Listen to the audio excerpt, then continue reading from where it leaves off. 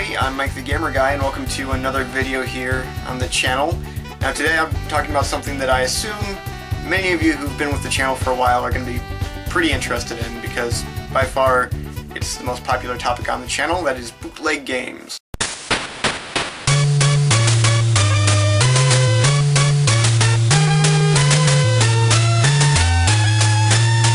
I've been sort of struggling with how to approach this in a new and interesting way, but I did realize something, actually pretty recently, that all except for the one instance in my Pulseline Games video, like all the video game bootleg footage is taken from emulation, and I would really like to do a video on actual hardware, in this case the Famicom, one of my favorite consoles of all time. So today we'll be looking at some Famicom bootlegs and pirates on actual hardware. We're gonna give you a bunch of mini reviews, sort of in the style of that Pulseline game video. So let's get right into it. For starters, might as well get the one that we already know about out of the way. We got ExciteBike in the classic bootleg Pulseline form.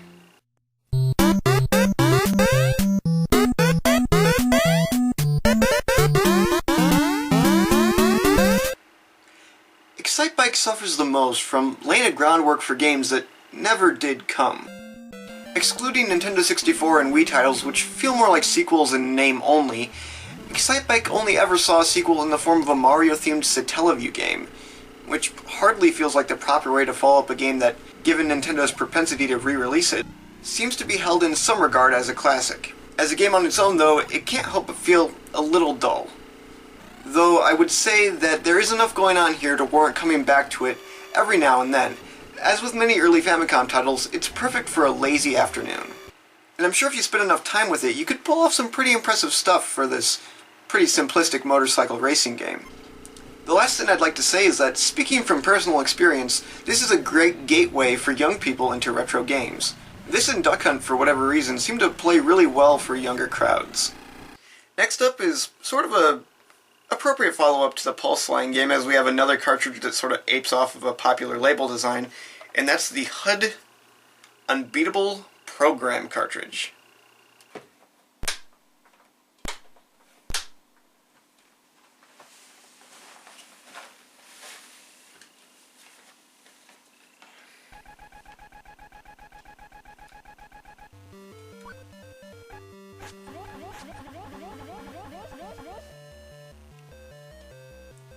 Unbeatable Program, rather than the name of the game, actually seems to be a weird naming convention used by the company NTDEC, also known as Nintendo Electronic Company, a Taiwanese-based company who was involved in an infamous lawsuit with Nintendo for selling pirated games and using the Nintendo name. Honestly, that's probably the most interesting thing about this cart, because aside from that, the game, Hakuto no Ken 1, or Fist of the North Star, is one of the most bland games of all time.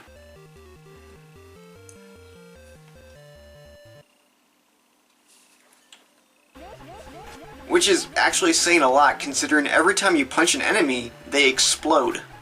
How anyone can make that boring, I don't know, but they did it. The very biggest issue with this game is that how you actually progress through it isn't well defined at all. I vaguely remember something about having to press select next to a certain door, but none of this is telegraphed to the player in any way. And I don't appreciate having to look up a guide every time I want to just play like one level of a game. At the very least, it looks nice to my other official Hudson Soft carts. Next up, I got a game that I'm sure you guys are going to be pretty interested in, and that is Super Mario World for the Famicom. Yes, I finally have a cartridge. I got this game about 2 years ago for my birthday from my girlfriend, and I've been wanting to talk about it ever since. It's absolutely one of my most prized possessions in my collection, and this is extra nice because one of the top comments on that old video I made is, "What's up with the filtering effect on this video? It looks all wrong, the filtering effect's bad," or whatever. So you'll be able to see it running on actual hardware in all of its original glory. So let's take a look at that.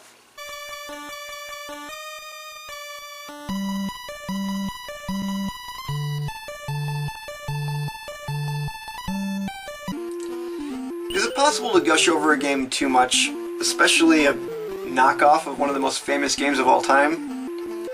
Maybe, but I don't really care. This game will always be a classic in my heart. I'll love Hummer Team's masterpiece, Super Mario World, until the day I die. The greatest thing about it is how, much like its official older sibling, the game continues to surprise me through multiple playthroughs. Like, take this incredible moment for example. When I somehow created a gray Yoshi. What on earth? Ugh, I have a huge responsibility to keep this Yoshi. This is important to gaming kind. And then I lost it. Or how about the fact that Yoshi can spit extra fireballs if you press B fast enough? These are just two examples. Are the controls perfect? No. Is the music spot on? Well, I still like it, but no. Are the graphics the most accurate representation of Mario World? Maybe not, but the gameplay, thought, and passion put behind this project is where it stands out. It's a game that was designed to be played, which can't always be said of all pirate games. Let me point out this section in Level 3. In the hands of a developer who didn't care, this platforming would be near impossible. Hummer understood where its shortcomings were, though, and developed a design which fit with those shortcomings.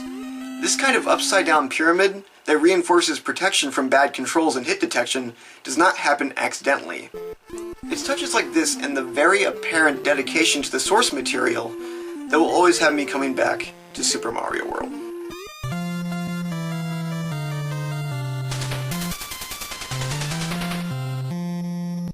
Here we got some interesting multi-carts. I don't know if I'm actually going to be able to show these off because they kind of break all the time, so this may or may not be a deleted scene.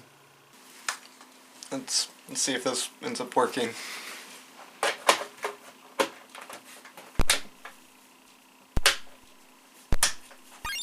Oh my god, it did. Okay. Well, let's see how long this lasts. Okay. Let's...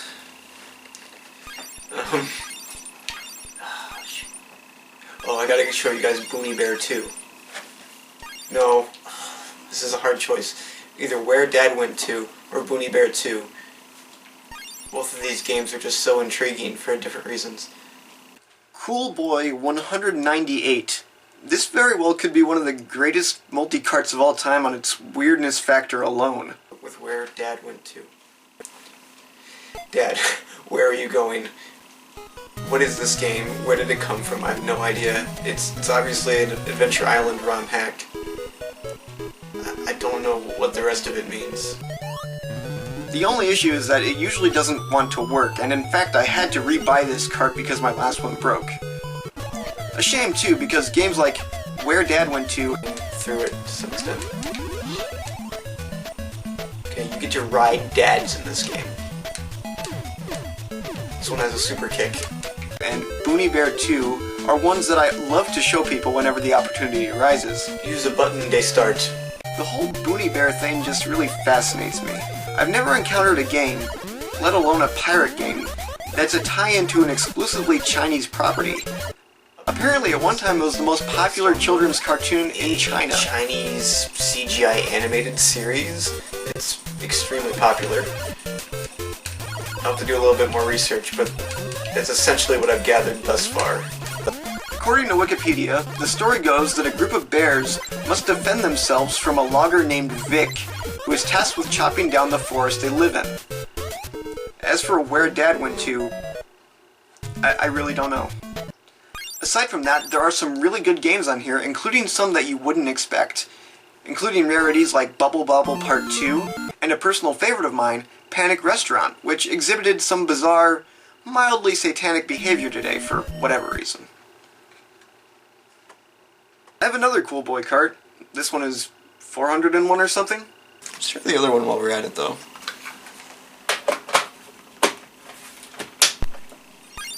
Oh my god. Well, it's kind of glitched, but when I turn it on, yeah, it looks like everything's covered in blood, but I think that's okay.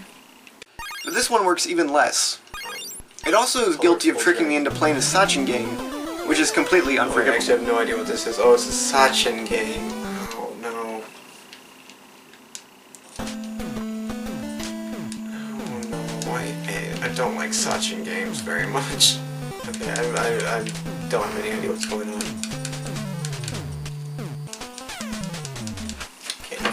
nonsense. So next up is the grand finale, and I'm probably just as excited for this one as you guys are, because I haven't actually seen the cartridges yet. These are games that I actually won in a contest around the 1st of January, being hosted by the Bootleg Games Wiki, a site that I'm a huge fan of, and I was really excited to participate in it, and I actually won. So they sent me a lot of bootleg games, so I'm going to open up the package now, and we'll see what wonders await on the inside. Of course, this means I only get one chance to do this, so I hope I'm happy with the take I get.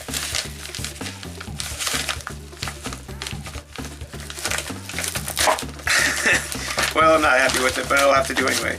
Here we go. Yep. Alright.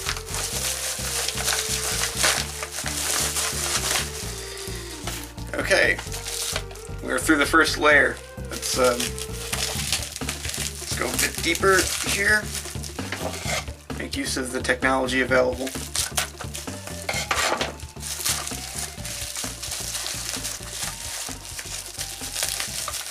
Here we go. Our first cartridge is, I believe this is Magic Jewelry.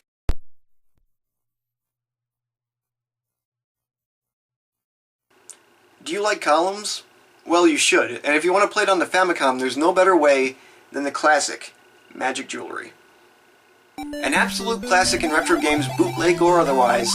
In fact, this wouldn't even be considered a bootleg if the developer Huang Xinwei decided to avoid using copyrighted tunes.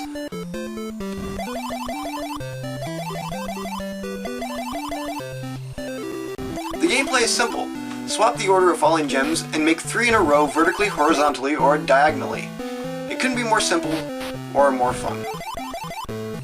This and Puyo Puyo might be the 2 most underrated puzzlers of all time. Next up we have one that I'm pretty excited for. It's Aladdin. I have not really played much of this game, even though it's one of the most infamous bootleg games of all time. So this should be quite the experience.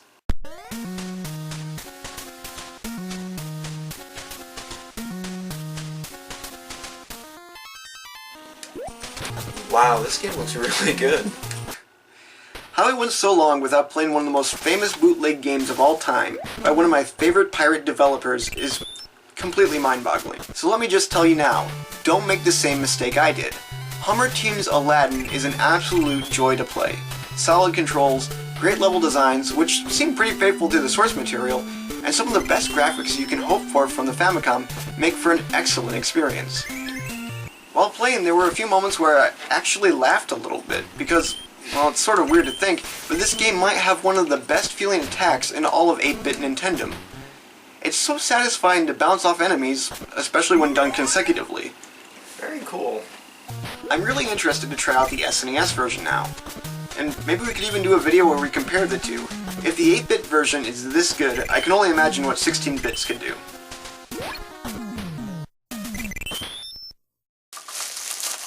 And finally, we have TV Game Cartridge 64-in-1 for a home game computer. I guess let's see what this is about. I assume it's going to be a bunch of repeating Super Mario Brothers. Maybe Balloon Fight will be on there or something? Okay.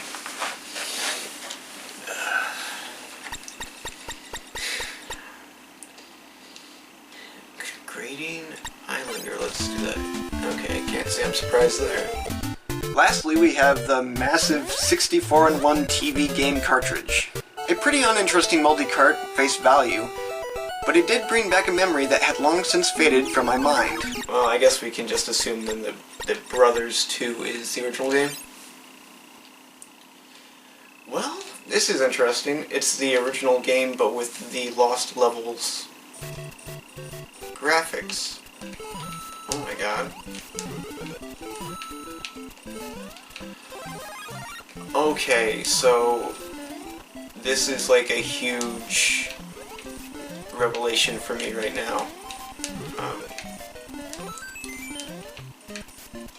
this is actually an incredible thing. This is something I've been looking for a long time, but have not been able to find, and sort of just let, fall back into my memories. So my first encounter with bootleg games was actually at a mall, and there was a mall kiosk where they were selling the now pretty infamous Power Player Super Joy 3 controllers, the ones that look like N64 controllers.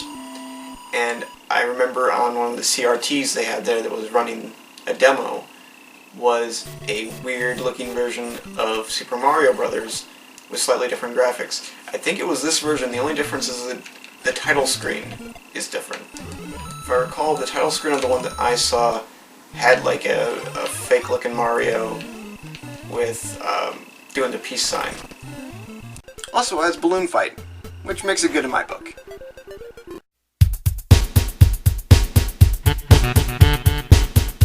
So there you have it, 8 bootleg game reviews for the price of one. I hope you enjoyed this video. It was definitely a lot of fun to make. Just some closing thoughts. I'd like to give a huge thank you to the Bootleg Games Wiki for giving me the opportunity to win these games, especially Aladdin, which is quickly becoming one of my favorite bootleg titles. I'm so glad that I was able to discover this with all of you, like, at the same time. So, great game. Definitely am going to be devoting more time to that. So just a big thank you to those guys. And aside from that, I just want to thank you all for watching. And if you liked the video and you haven't yet, please consider subscribing, leaving a like, preferably leaving a comment, and just telling me your deepest, most intimate thoughts about what you thought about this video, what you liked, what you disliked, what can be improved, what you think should stay the same, stuff like that. If you're brand new to the channel, you can check out some of my older videos. I've already talked about Super Mario World, for example, and many other similar games, some which I hope to be revisiting in the future. And so yeah, thanks so much for watching, guys, and I'll see you next time.